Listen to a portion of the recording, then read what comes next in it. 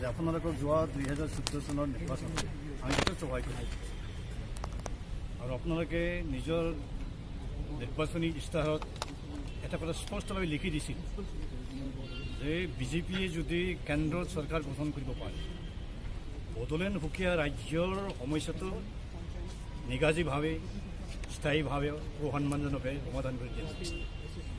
এতিয়া আপোনালোকৰ হাতত বেছি সময় নাই। নিৰ্বাচনৰ আগতে আপোনালোকে যি আমাক কথা দিছিল, যি এচুৰেঞ্চ বা কমিটমেণ্ট দিছিল, সেইটো পূৰা কৰিবলৈ এই ভাষাটো আমি স্পষ্টভাৱে কৈছোঁ।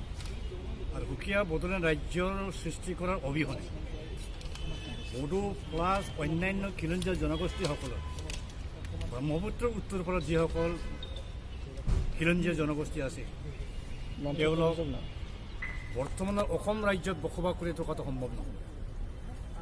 যিটো কাৰণত নাগাসকল, মিজোসকল, অৰুণাচলীসকল, গাৰো খাজা জয়ন্তীয়াসকলে অসমৰ পৰা পৃথক হৈ যাব বাধ্য পৰিছে।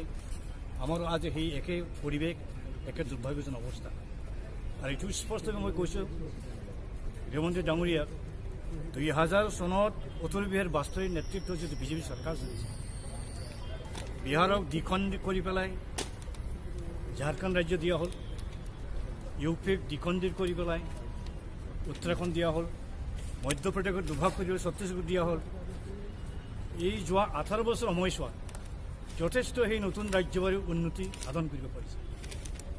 ঠিক তেনেকৈ আমাৰ উত্তৰ পূৰ্বাঞ্চলে যি 4খন ৰাজ্যৰ সৃষ্টি হ'ল, অসমৰ যথেষ্ট উন্নত হৈছে। আজি হাৰিয়ানাৰ যিটো উন্নতি, পাঞ্জাৱৰ পৰা যদি পৃথক নকৰিলেহেঁতেন আজি হাৰিয়ানবী অঞ্চলত তেনেকুৱা উন্নতি নহ'লেহেঁতেন। আৰু স্বাধীনতাৰ পিছত যিমানখিনি নতুন নতুন ৰাজ্যৰ সৃষ্টি হ'ল, সেই ৰাজ্যৰ সৃষ্টি হোৱাৰ পিছত সেই ৰাজ্যবোৰ যথেষ্ট উন্নতি হৈছে। আৰু তেওঁলোকৰ যিটো মানে হেৰি ৰাখি এথনিক আইডেণ্টিটি, কালচাৰ, লেংগুৱেজ বাছি গৈছে। 1963 চনত গুজৰাট ৰাজ্যখন বম্বে প্ৰেচিডেঞ্চিৰ পৰা বেলেগ কৰি পেলাই গুজৰাট ৰাজ্য সৃষ্টি কৰে। যদি গুজৰাট ৰাজ্য সৃষ্টি কৰা নহ'লেহেঁতেন গুজৰাটী ভাষা, গুজৰাটী আইডেণ্টিটি যথেষ্ট বিষম হ'লেহেঁতেন। আমাৰ প্ৰশ্নটো হৈছে বিপদে আপোনাৰ পূৰ্বৰ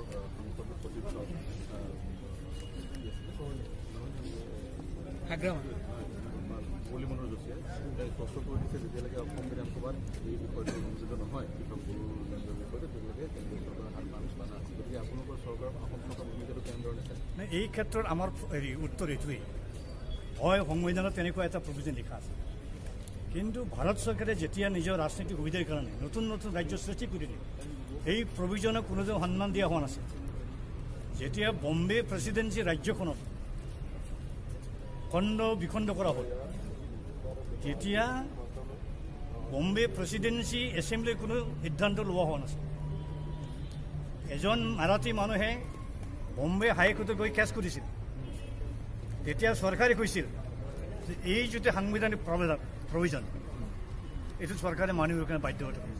অসম চৰকাৰক ঠিক তেনেকৈ এই 2014 চনত যেতিয়া তেলেংগানা সৃষ্টি হ'ল, তেলেংগানাৰ সৃষ্টি কৰাৰ ক্ষেত্ৰত অন্ধ্ৰ বিধানসভাই কোনোদিন প্ৰস্তাৱ দিয়া নাই, অনুমোদন দিয়া নাই। তথাপিও ৰাজ্যখন সৃষ্টি হৈ গ'ল।